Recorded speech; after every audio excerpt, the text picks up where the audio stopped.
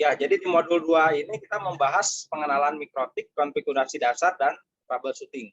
Jadi apa saja yang dibahas, mulai dari mengenal tipe mikrotik, konfigurasi dasar, kemudian bagaimana cara mengkoneksikan mikrotik ke internet, ya, menggunakan beberapa metode, kemudian cara mengkoneksikan klien ke internet menggunakan router mikrotik, troubleshooting mikrotik, sampai dengan konfigurasi lanjutan.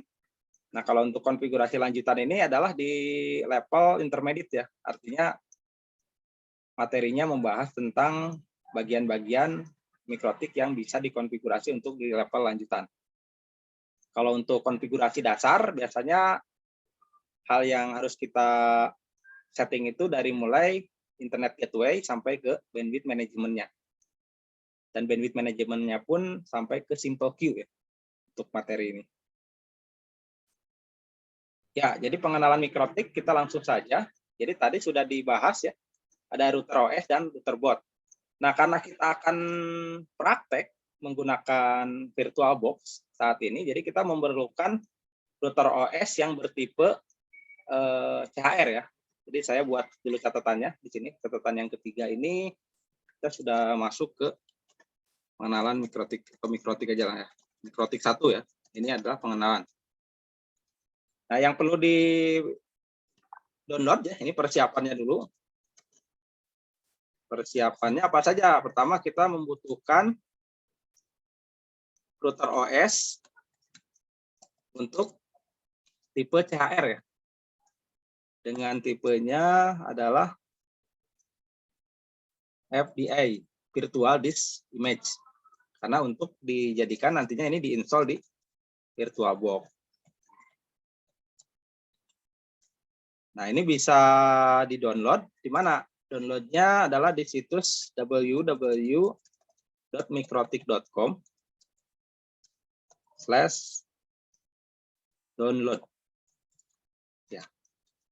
Jadi silakan kita menggunakan router OS, arsitekturnya ini adalah CHR ya. Jadi CHR ini arsitektur mikrotik ya. Jadi mikrotik itu mempunyai arsitektur dan tipe. Jadi ada arsitektur. Kemudian satu lagi ada tipe. Nah, kalau arsitektur itu lebih ke arah kaitannya dengan perangkat, spesifikasi perangkat kerasnya. Jadi ada tipenya yang CHR gitu ya. Ini khusus untuk kebutuhan virtualisasi. Kemudian ada juga X86. Ini untuk diinstal di PC. Ada juga yang tipe-tipe router board ya. Ada arsitekturnya MIPS-B. Kemudian ada ARM ya. Ada tile dan yang lainnya lah. Nah, yang penting dari arsitektur ini kita mengenal mana yang untuk PC, mana untuk router board, dan mana untuk virtualisasi. Kalau untuk virtualisasi nanti downloadnya yang ini, yang arsitektur CHR. Tapi kalau yang X86 ini untuk download untuk ke PC. Sedangkan untuk MIPS-B ini download untuk router board. Tapi sebenarnya ketika kita membeli router board di toko atau yang sudah jadi, itu sebenarnya udah ada OS routernya. Jadi kita tidak perlu menginstal lagi di awal ya. Oke, kita langsung download dulu ya, supaya bisa mendapatkan CHR. Tapi kalau sudah tadi mendownload di awal, sebenarnya tadi udah saya ini CHR-nya udah ada, tapi ini supaya lebih tahu juga tentang bagaimana cara mendownload router mikrotik ya. Ini di sini ininya downloadnya. Jadi masuk ke mikrotik.com download. Biasanya ada update. Jadi setiap beberapa bulan sekali Mikrotik mengeluarkan update versi OS routernya. Jadi kita harus mengetahui di mana letak download softwarenya. Jadi nanti kita masuk ke menu download arsip ya ini. Jadi setelah situs Mikrotiknya terbuka, kita masuk ke download arsip. Di download arsip nanti ada beberapa rilis berdasarkan jenis OS-nya. Ada long term, kemudian satu lagi biasanya ada stable. Ada 2 jenis. Nah ini. Jadi ada long term, ada stable. Bedanya apa? Kalau long term itu versi OS Mikrotik yang sudah rilis stabil ya. Jadi hampir 99% tidak ada bugs. Sedangkan stable itu ya ada bugs tapi kecil juga gitu ya. Tapi kalau long term itu udah dipastikan sudah teruji ya ininya ya OS-nya. Nah, ini kita pilih yang terbaru. Kalau mau menggunakan yang terbaru berarti di atas. Kita pilihnya yang di atas ini. 6 versi 6486. Di sini ketika kita bukanya ada arsitekturnya. Mau menggunakan yang versi berapa arsitekturnya? Misalnya x86. Kemudian di sini ada MISB ya. Kemudian ada juga tile, PVC dan yang lainnya. Nah, untuk kebutuhan virtualisasi nanti kita pilihnya arsitekturnya yang CHR ya. CHR itu berarti ada di sini. Jadi sebenarnya masuknya ke x86. Jadi tetap masuk ke x86 untuk yang virtualisasi ini, tapi ininya adalah CHR. CHR yang tipenya FDI ya. Nah ini. Jangan salah tipe juga kalau kita mendownload untuk yang VMware, itu VMDK ya. Tapi itu untuk VMware. Tapi kalau untuk VirtualBox nanti kita downloadnya yang ini. Versi. Nah, nanti kita tinggal langsung download. Ya. Jadi CHR 6486.6 gitu. Nah, jadi itu sambil saya menunggu download, saya jelaskan lagi ininya ya. Mikrotiknya. Pendirinya siapa? Pendirinya adalah Mr. John dan Mr. Arnis. Ini dikembangkan ya tahun 96 sebenarnya. Kemudian mengusung moto Mikrotik Routing the World. Jadi berasal dari Latvia ya, dengan brand namanya adalah Mikrotik. Nah, fungsi utama Mikrotik itu sendiri sebagai router, yang fungsinya di dalamnya untuk melakukan bandwidth management, firewall, atau kebutuhan-kebutuhan berkaitan dengan jaringan. Jadi baik router OS maupun router boot ya, yang diinstal di PC maupun di router boot ini memiliki OS router yang namanya router OS. Hanya tadi jangan salah kita mendownload arsitekturnya. Karena kalau salah mendownload arsitektur, itu tidak akan terinstall di komputernya. Ya, bagaimana memilih tipe router boot? Kita pilih tipe yang sesuai kebutuhan ya. Tergantung jumlah user yang akan kita bangun. Dan tergantung juga feature yang nantinya akan diimplementasikan. Kalau menggunakan tipe-tipe seperti RB1100, itu kan kelasnya udah lisensi level 6. Jadi secara hardware dan secara lisensi itu sudah bisa mengcover jumlah routernya di atas 400 ya. 400 user bisa ditampung oleh RB1100. Tapi kalau usernya masih di bawah itu ya gunakan tipe yang lain. Nah, tipe yang lain itu seperti ini. Ada menggunakan tipe RB951, ada RB433 ya. Dan masing-masing router boot ini kan mempunyai kode sendiri di sini. Kalau RB951 artinya RB itu router boot, 9 itu seri. Jadi seri dikeluarkannya seri 9. Begitupun yang ini kan RB-nya router boot, tapi ini adalah serinya 4. Jadi seri 4. Kemudian 5 ini menunjukkan jumlah portnya. Jumlah port dari Ethernet mikrotiknya. Kalau 51 berarti 5 ya. Kalau 3 berarti 3. Nah, di router saya kita lihat yang saya menggunakan router ini untuk praktek. Menggunakan Mikrotik RB951. Nah, lihat di menu interface ya nanti. Di sini ada Ether 1, Ether 2, Ether 3, Ether 4, Ether 5. Sama satu wireless. Jadi ada 5 port sesuai dengan tipenya RB95.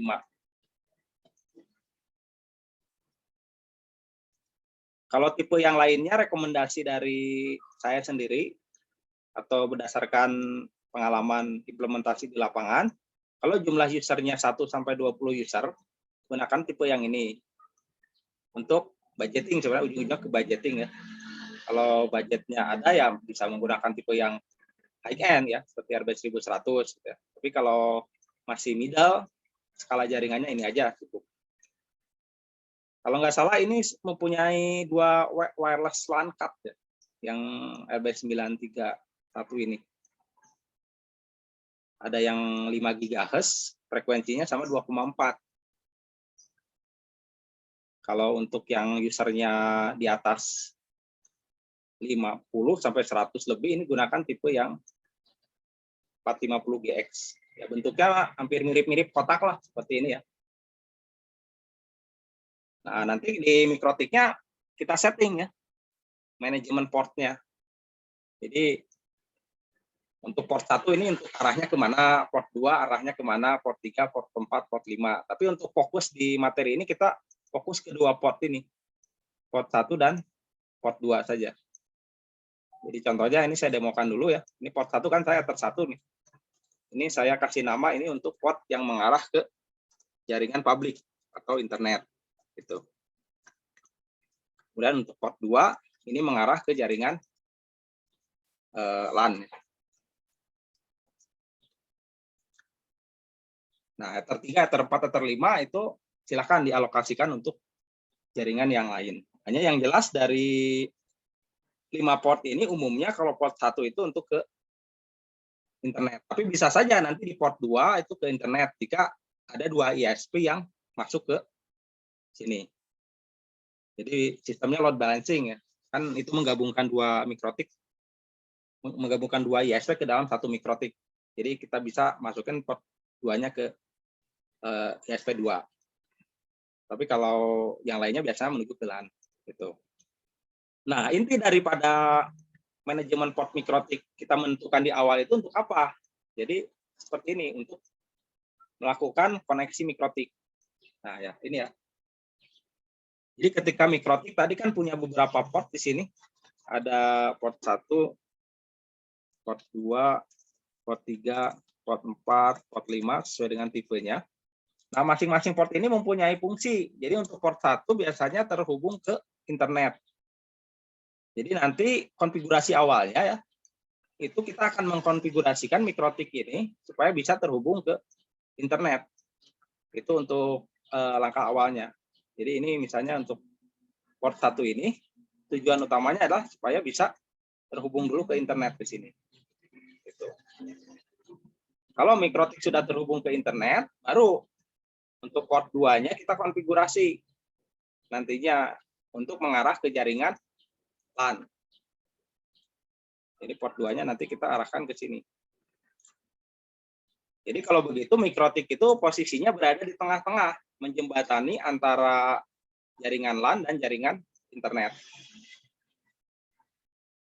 Ketika mikrotik sudah terhubung ke internet, maka klien pun harus bisa terhubung juga ke internet, tapi melewati router mikrotik.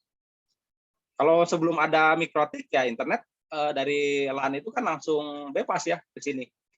Nah, jadi kalau sebelum ada mikrotik kan langsung ke sini klien itu. Akses internetnya. Tapi kalau sudah menggunakan mikrotik ya berarti harus melewati router prosesnya. Di sini ke sini dulu dicek. Nanti sama mikrotik dicek beberapa parameter, ada internet gateway, kemudian DNS dan yang lainnya ya. Kalau sudah oke, diizinkan, terutama NAT ya, NAT-nya sudah dibuat, network address translation, nah nanti akan diteruskan ke internet. Gitu. Nah, jadi penting sekali kita di tahap awal ini mengkonfigurasi mikrotik terhubung dulu ke internet. Baru masuk ke poin kedua adalah bagaimana klien terhubung ke internet. Di jaringan LAN-nya juga nanti kita bisa beberapa media yang bisa kita konfigurasi. Ada medianya kabel, kemudian ada medianya wireless, ya. Ada medianya hotspot, ada PPOE client gitu ya, terus VPN, banyak sekali yang bisa kita konfigurasi. Tambahin di sini VPN. Ya, jadi ini adalah VPN, nanti kita bisa konfigurasi. Tambahin. Ada satu lagi VPN. Tapi yang akan kita bahas sekarang kabel dulu ya. Nah, ini aja lah. Kabel dulu nanti sama dengan hotspot ya. Hotspot di sesi besok. Nah, kelemahan kita menggunakan VirtualBox apa? Kita tidak bisa mengkonfigurasi ini jaringan ini. Karena kan terhubung ke wireless ya perangkatnya gitu kan. Jadi simulasinya sampai ke koneksi kabel. Mungkin bisa saja hanya disimulasikan seolah-olah nanti interface-nya itu nyambung ke Wi-Fi. kita bisa bikin hotspot bisa. Jadi di VirtualBox kemarin di batch yang sebelumnya juga saya demonstrasikan bisa menggunakan hotspot ya. Ya, jadi itu bagaimana kita manajemen pod dan bagaimana menghubungkan mikrotik ke internet. Ya. Nah, ini fungsi-fungsi dasar dari mikrotiknya sendiri. Ada beberapa feature yang bisa kita manfaatkan atau kita config. Salah satunya adalah berfungsi mikrotik itu sebagai internet gateway. Ya tadi yang saya jelaskan, internet gateway itu adalah menghubungkan mikrotik ke jaringan internet ke WAN, dan mikrotik pun menghubungkan ke jaringan lokal. Jadi ada dua gateway istilahnya, ada gateway yang mengarah ke internet, ada gateway yang mengarah ke lokal. Kemudian ada feature bridging, ini artinya menggabungkan beberapa port di mikrotik menjadi satu subnet network. Ya. Kemudian bandwidth management untuk pengaturan, firewall untuk keamanan, hotspot untuk autentikasi jaringan Wi-Fi, VPN untuk menghubungkan antar jaringan berbeda network di luar area atau di luar kota bisa. Load balancing untuk menggabungkan dua ISP menjadi satu. Kalau file over itu artinya membackup koneksi.